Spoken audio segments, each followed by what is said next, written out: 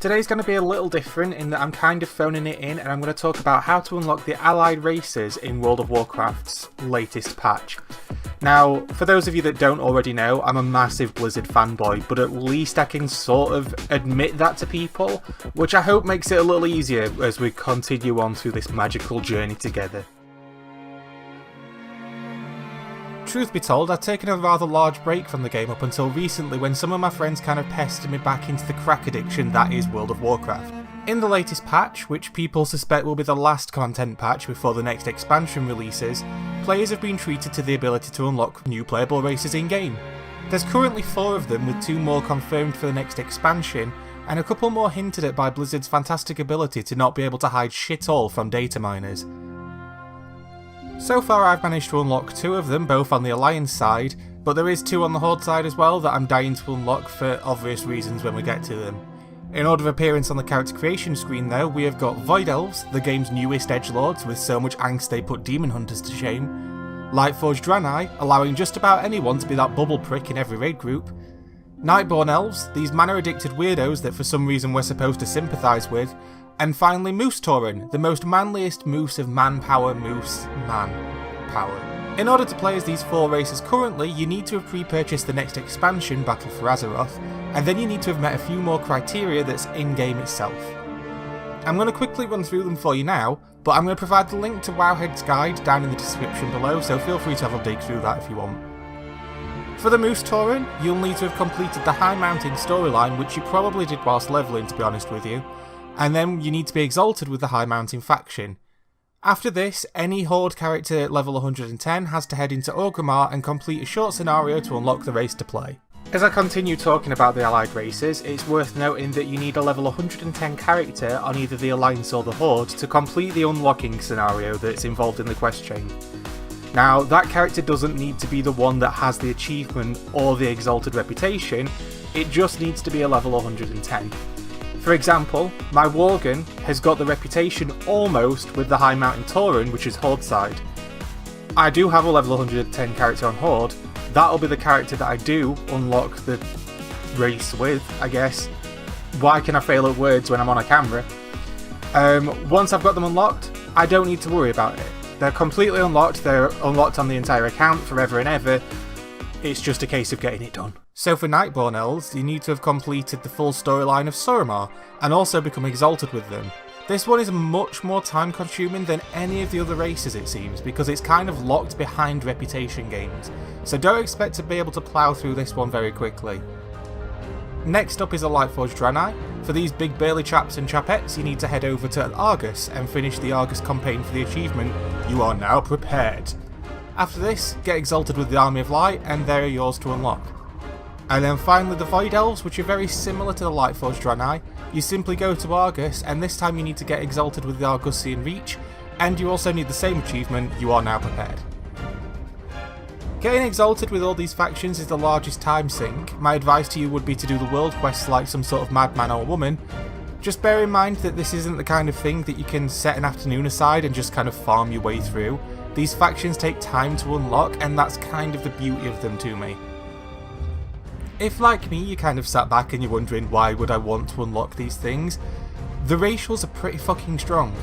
But because you work so hard for these characters, you also get a sense as to what they're like as a race and a people before you jump into them, which is fine, until you get back into the game, and then you still have hunters called Legolas, with like a million S's to make the name somehow acceptable. Since I have unlocked the Alliance races, I'm going to share with you my little tip for how I leveled through them so fast. Leveled through them? Okay, you do it at level cap, but you know what I mean. My advice would be to not forget about the portals that spawn in Argus. 3 smaller ones spawn every 6 hours, and they have a pretty decent chance of dropping reward tokens. These tokens will give you 250 reputation with either the Argusian Reach for the Void Elves, or for the Army of the Light rep for the Lightforged Draenei. I don't know what the actual drop rates are, but I seem to have got fairly lucky with the ones that I did get, whereas my friend who was leveling alongside me seemed to be a lot less lucky and decided to rage over Discord frequently. Unlocking each race gives you access to their mount, which all look pretty fancy and nice, and as an added bonus, if you create one from level 20, which they all start at by the way, and then level it up to 110, you get access to a customised armour set that is purely cosmetic but is very race specific. It's definitely worth the way it looks, and that might be getting removed when the actual expansion releases. I think it might only be a pre-order thing, so get on with leveling. The main drive definitely seems to be the racials. Generally I feel like the Void Elf racials might face a little bit of a nerf in the future, and hopefully the High Mountain Tauren, aka Moose people, might hopefully see some kind of buff. It feels like they got the raw end of the deal on this one. Again, specific details are below if you want to delve into the pros and cons of each race.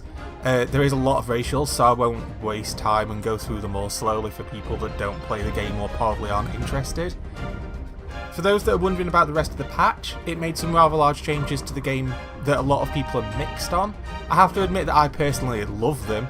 The main change has been how levelling has altered. Now instead of going to a zone, out levelling it and then moving on before you really finish it, you can pretty much go anywhere within reason. All level 20 to 60 zones just scale with whatever you're doing, meaning that loot, difficulty and monsters will match your level near enough. The flip side to that is that dungeons have gotten a lot more difficult, and a lot slower in speed because of that. I tend to always main a healer in game, and honestly, whilst levelling a fucking paladin, I found some moments much harder than those that I face in mythic dungeons. I guess that's a flip side to only having access to half your toolkit whilst levelling though. Generally the difficulty is more than welcome to return to the game for me. I'm not the kind of person who misses vanilla like some insane nostalgia-fueled freak, but what I do miss is 3-man quests actually being for 3 men, or being chased away by too many murlocs after a bad pull. It seems like the game's all sort of segregated off into these nice little easy camps that introduce people well but don't really ramp up the difficulty until you get to endgame, and then you're kind of hit with this wall of, oh, this is where the game begins. World of Warcraft holds a very special place for me, and as I sink into the alpha for the next expansion, I'd love to explore some more of its content for the channel. Don't worry though, I have every intention of keeping the reviews flowing across different games, so we might just have to set an additional day aside each week for some Warcraft shenanigans. Until next time though, thank you once again for joining me. Remember to leave a like and subscribe and all that generic YouTuber stuff that we all crave so very dearly. I'm going to leave you with a few clips of the Lightforged Draenei unlocking scenario and what has become one of my favourite characters in recent WoW. I hope we meet this bad boy again in the future. So here's some footage of the lovely Tepartos. Was Tepartos meant to walk this path? Is Tepartos worthy to become Lightforged? Face the fists of Tepartos! Can you make the snakes go away? This is slightly embarrassing for Tepartos. Tepartos must see this through! Yes. Give in, Tepartos. Embrace true power. The light has always been with Tepartos. He will never abandon the light.